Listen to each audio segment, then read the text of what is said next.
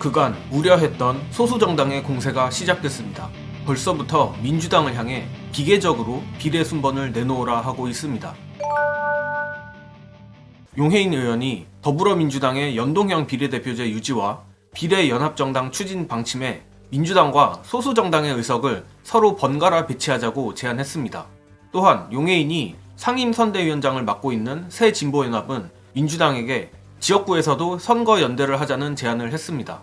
용 의원은 앞순번 뒷순번을 두고 민주당과 소수정당이 다툴 때가 아니다. 모두가 함께 승리할 수 있도록 운명 공동체가 되자며 각 정당이 합의만 할 수 있다면 각 후보자의 순서를 결정하는 것 또한 국민이 직접 수기하고 그 결과를 반영하는 방안을 충분히 모색해 볼 수 있다라 했습니다. 용해인이 15석을 요구하다 여론이 안 좋아지니 다소 완곡하게 말을 바꾼 모양새인데 중요한 건 후보자의 순서가 아니라 어떤 후보자를 내는가 아닙니까? 마치 소수정당 출마자는 자기들끼리 알아서 할 테니 민주당은 순서만 정해라 같은 소리로 들립니다. 이미 이재명 대표께서도 말씀하신 바처럼 통합비례정당을 만들면 큰 책임을 민주당이 지는 만큼 큰 권한을 민주당이 가지고 가는 게 맞는 것이죠. 그런데 민주당과 소수정당 순서를 번갈아서 배치하자고요? 민주당이 정하는 비례 출마자도 소수정당에서 나오는 비례 출마자도 철저한 검증과 능력으로 평가받고 그에 따라 순번을 받는 게 이치에 맞는 겁니다. 정치는 장난이 아닙니다. 자선사업도 아닙니다. 능력으로 평가받고 대우를 받아야 합니다. 용해인 의원이 지금껏 윤석열 정부에 얼마나 진심으로 투쟁했는지 알기 때문에 더 심하게는 말 안 하겠지만 지금껏 정의당 같은 소수정당이 망한 이유는 거대 양당의 욕심이 아니라 소수정당이 중요한 순간에 탐욕을 부리는 모습을 보여 실망을 줬기 때문이라 생각합니다.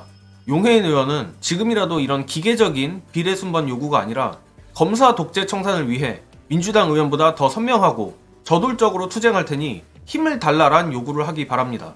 그렇게 하면 민주당이 싫다 할지언정 민주당 지지자들부터 쌍수 들고 환영할 거라 확신합니다.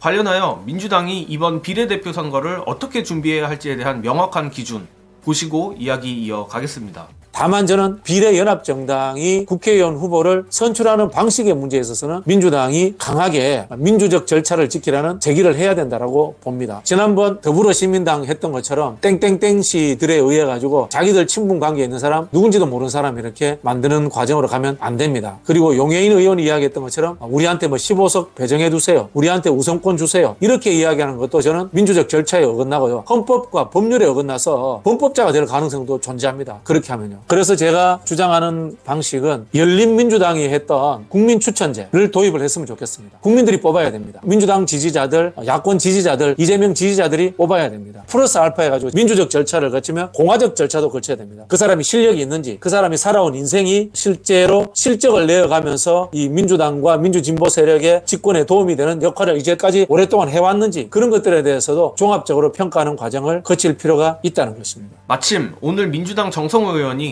민주당의 통합형 비례정당은 모두에게 열려있고 검증은 민주당이 하겠다고 했습니다. 앞에서도 말했지만 민주당이 큰 책임을 지는 만큼 민주당이 큰 권한을 가지는 게 맞습니다. 소수정당을 무시하는 건 아니지만 현실적으로 소수정당에 민주당만큼의 인사검증 시스템이 있을 리 없습니다. 나름 잔뼈가 굵은 정의당조차도 류호정 같은 폐륜 정치인을 걸러내지 못했습니다. 하물며 그보다 더 군소한 정당들인데 제2의 조정훈, 류호정이 나오지 말란 법이 없죠. 다소 불공평하게 느껴지더라도 이번 통합 비례정당 출마자들에 대한 검증은 민주당이 하는 게 맞는 겁니다.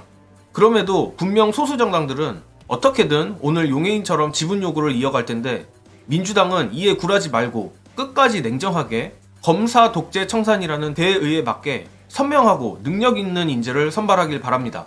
이번 영상은 여기까지 하겠습니다. 시청해주신 여러분 감사합니다.